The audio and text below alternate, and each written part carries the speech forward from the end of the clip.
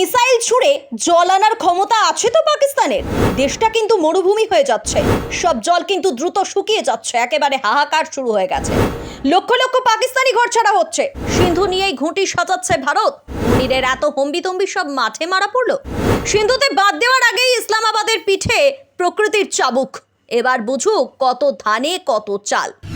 ইট মারলে পাটকেল খেতে হয়, তার সব থেকে বড় উদাহরণ চোখের সামনে থাকা দেশটা পাকিস্তান। একেবারে পারমাণবিক যুদ্ধ বাঁধিয়ে জল হাওয়াকে বিষিয়ে দিতে চাওয়া দেশটা দেখুন এবার কিভাবে ধুকছে। এই ঠিক দুদিন আগের কথা, সিন্ধুর জল নিয়ে পাকিস্তানের সেনাপ্রধান ফিল্ড মার্শাল আসিম মুনিরের হুঁশিয়ারিটা মনে আছে তো? ওই হুঁশিয়ারিতেই তো চড়তে শুরু করেছে উত্তেজনার পারদ। অথচ তারই মাঝে একেবারে আকাশ ভেঙে পড়ার মতো অবস্থা পাকিস্তানের উপর। এটাকেই বলে প্রকৃতির প্রতিশোধ। হু হু করে নামছে সিন্ধুর জলস্তর। সমুদ্রে নোনা জল ঢুকে জমির উর্বরতার 12টা বাজিয়ে দিচ্ছে। ফলে খুব স্বাভাবিকভাবেই লাটে উঠছে চাষ। আর ঠিক এই কারণের জন্যই বাধ্য হয়ে অসহায় পরিস্থিতিতে দাঁড়িয়ে ঘর ছাড়ছেন কৃষক পরিবারের লক্ষ লক্ষ মানুষ। তাহলেই ভাবুন, নিজের দেশ জলের জন্য কাঁদছে, আর সেই দেশের সেনাপ্রধান এখনো বসে ভারতকে হুঁশিয়ারি দিচ্ছে, হম্বিতম্বি করছে, 10-10টা মিসাইল ফিট করে দেওয়ার ভয় দেখাচ্ছে। আন্তর্জাতিক বিশেষজ্ঞদের একাংশ বলছেন পাকিস্তানের মতো দেশের ক্ষেত্রেই এসব সম্ভব।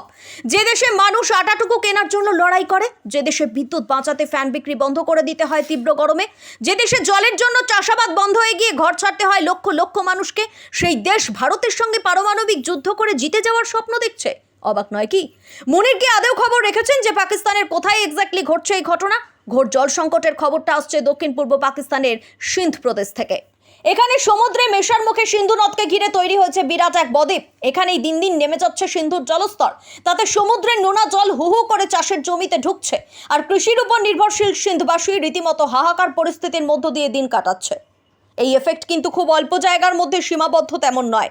বিশ্লেষকদের একাংশ রীতিমতো সতর্ক করে বলছেন এই পরিবেশগত বদল আর্থসামাজিক ক্ষেত্রে পাকিস্তানের উপর একটা বড় প্রভাব ফেলবে। কারণ শুধুমাত্র চাষাবাদ বন্ধ হচ্ছে তেমনটা নয়, শুনলে অবাক হবে। চাষবাসের পাশাপাশি সিন্ধু বদ্বীপের মানুষগুলো মাছ শিকারের মতো পেশার সঙ্গে যুক্ত। এখন সেটাতেও ভাটা পড়ছে। নদীতে চিংড়ি ও কাঁকড়া প্রায় মিলছে না বললেই চলে। নদীতে সাগরের নোনা জল মিশছে, ফলে সেখানে মাছ পাওয়া দুষ্কর। এবার খেয়ে পড়ে বাঁচতে হবে তো মানুষগুলোকে, তাই বাধ্য হয়ে নতুন রোজগারের আশায় ধীরে ধীরে অনেকেই বাড়ি ছেড়ে করাচির দিকে যাচ্ছেন। অলরেডি ওই বদ্বীপ এলাকার অন্তত 12 লক্ষ মানুষ অন্য জায়গায় পাড়ি দিয়েছেন। পরিস্থিতি এমন যে ধীরে ধীরে সেখানকার গ্রামগুলো খালি হয়ে যাচ্ছে। বিশেষজ্ঞরা তো গোটা এলাকাটা মরুভূমিতে পরিণত হতে পারে বলেও আশঙ্কা প্রকাশ করছেন। এখনো তো সিন্ধু নদে ভারত বাঁধ দেয়নি, তাতেই এই অবস্থা।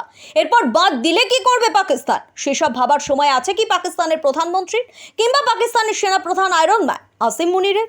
সমুদ্রের নোনা জলে চক্রব্যূহের মধ্যে পড়ে গিয়েছে সিন্ধবাসী। সেখানকার মানুষ আক্ষেপ করছে, একটা সময় সিন্ধুর ওই বদ্বীপে ছিল 40টির বেশি গ্রাম, সেগুলোর অধিকাংশই আজ বিলীন হয়ে গেছে।